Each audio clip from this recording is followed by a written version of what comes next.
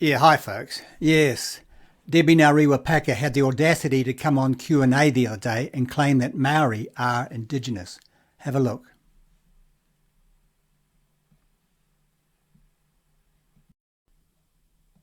Although all opposition parties have opposed the Treaty Principles Bill and voted against it at the first reading, Te Pāti Māori's response both in the House and outside it has been the most prominent. Co-leader Debbie Ngarewa Packer is with us this morning. Tēnā koe. Morena. What's wrong with the Treaty Principles Bill? A lot is wrong with it. I think the most significant thing that's wrong with it is that we have a party that is removing te tiriti, which actually protects all of Aotearoa against corporate exploitation. That's the agenda behind this whole dilemma that ACT are pretending exists. What do you mean by that? Well, you know, we've got this whole narrative that tangata whenua are given extra rights. Those extra rights absolutely are afforded because we are indigenous. No, Debbie, Maori are not indigenous. Stop the bullshit. Now, I think this guy's name is Bryce Aldridge.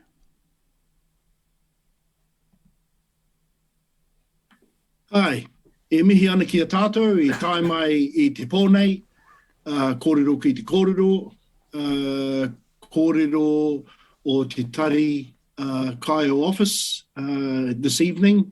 We're here with a group of people to discuss tonight the relationship between tangata whenua Māori and Pakeha here in Aotearoa. Nō reira hurino, kia ora tātou.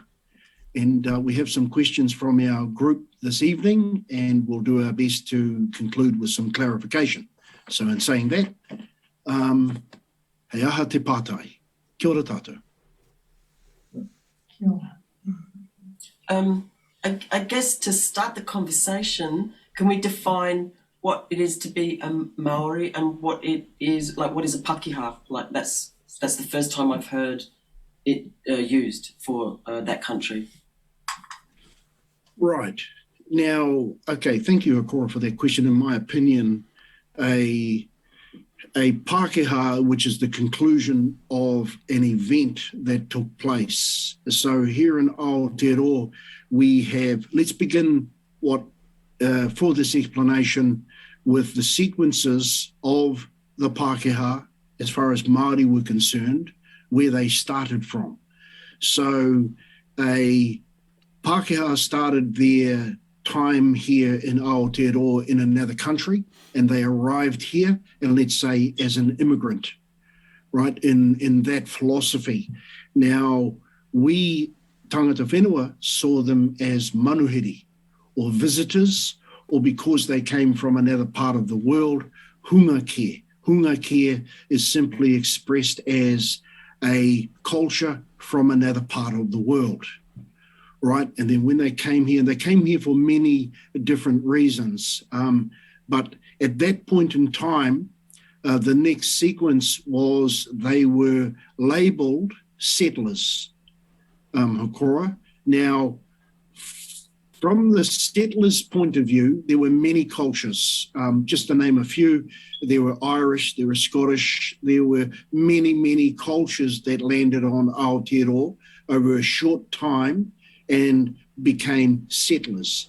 Now, in the observation of tangata whenua at that point in time, there was a aroha for them.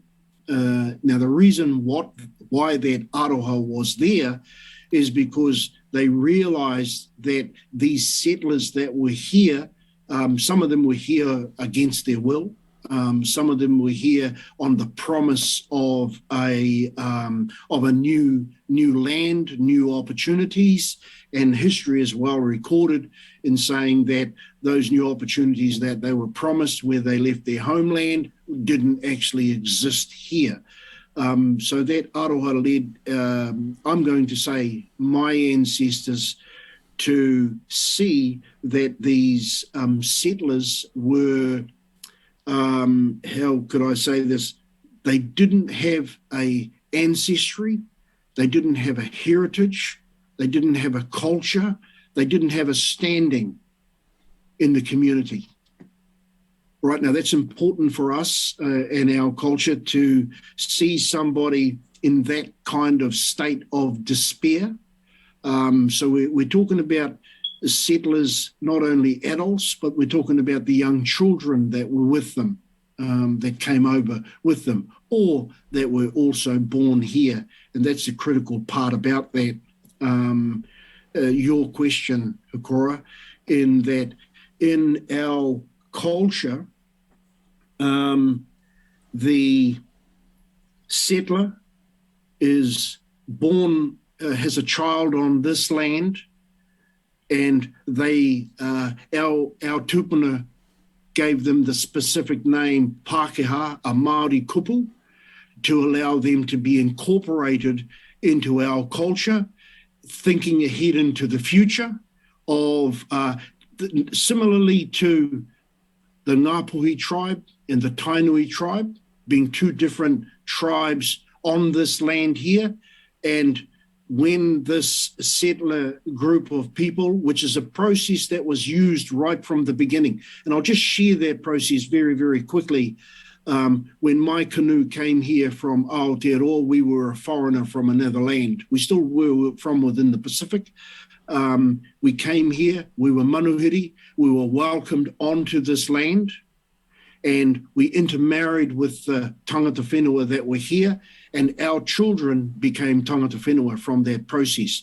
Now, from a feminine or a maternal point of view, the afterbirth, or in some cases we call it the pito, and in some cases we call it the whenua, in that protocol of placing that afterbirth whenua pito into the land, ensured that that child that afterbirth came from, or shared the development of within the mother's womb, had a home, had a status, had a culture within Aotearoa here. So that's the best explanation I can give, Hikora, to your question as to the creation, which we had done before, because as we know, in 1769, another canoe came here. In simplicity, it was called the Endeavour.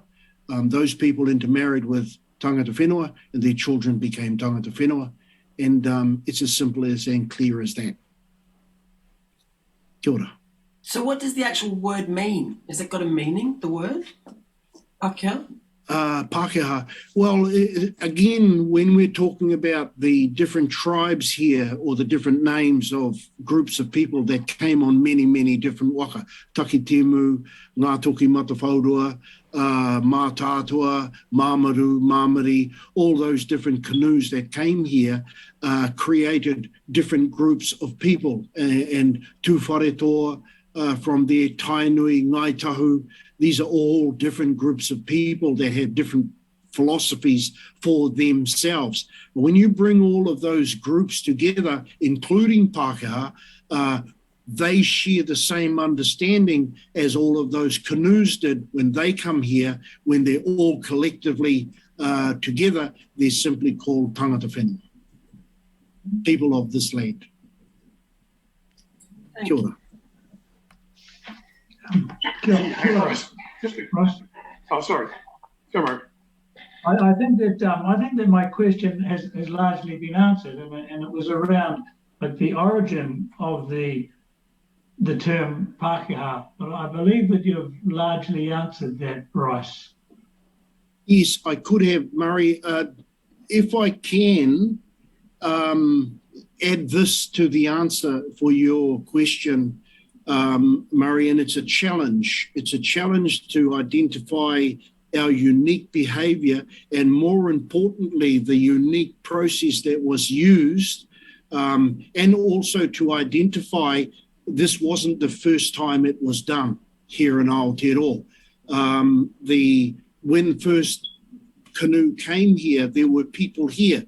In the story of Maui bringing the fish out of the sea, Murray, it's explained that there were people scurrying on the land. And so there were people here. And then the canoes came, and they followed that same process that those original people did when the land rose to the surface above the ocean. And if I can, as kindly as I can, those people were called the Turehu people or the Patupaehere people. And this is backed up by others. The silence by New Zealand authorities on our archaeological past is deafening. None more so than in the Northland Waipua forest, where in the late 80s, a couple of $1 million was spent of taxpayers' money on an archaeological exploration which discovered evidence of an ancient civilization in a small section of this vast forest. The Turehu.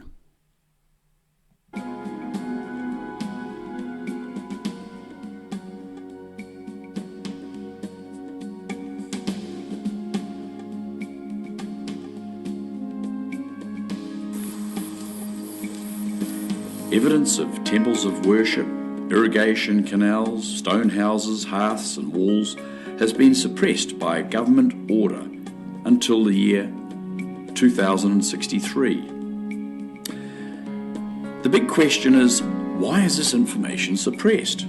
The government must come clean on this, and we as a nation must cooperate to learn more of our past and celebrate these very early mathematicians and surveyors who are the real tangata whenua of New Zealand.